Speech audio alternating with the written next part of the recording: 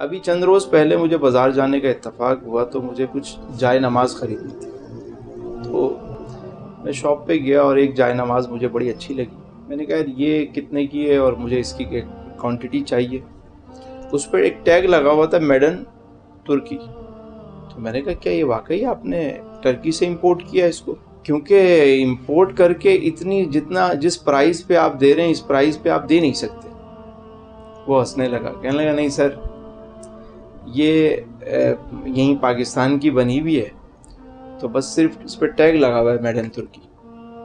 تو میں نے کہا یار یہ کہ جھوٹ نہیں ہے لوکل مینوفیکچر اور آپ نے اس پہ ٹیگ لگایا ہوا ہے ترکی کا, تو کیا یہ جھوٹ نہیں ہے؟ تو یہ معاشرے کے اندر اس قسم کے جھوٹ کو جھوٹ سمجھا ہی نہیں جاتا.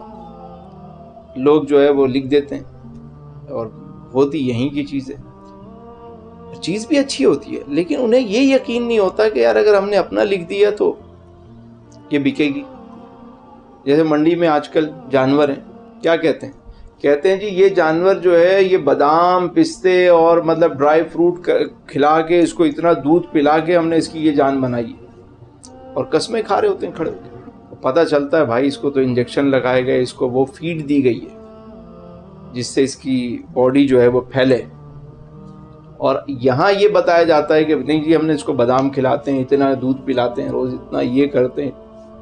تو یہ معاشرے میں جو بڑھتا ہوا جھوٹ ہے نا, یہ بظاہر آپ کا مال بھی بک جائے گا, چیزیں بھی ہو جائیں گی, لیکن برکت نہیں رہے گی.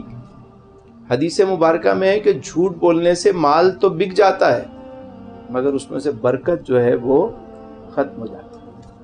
تو اب آپ دیکھ لیں وہ پیسہ کہیں ڈاکٹر کے پاس نکل جائے گا, کسی اور حادثے میں نکل جائے گا.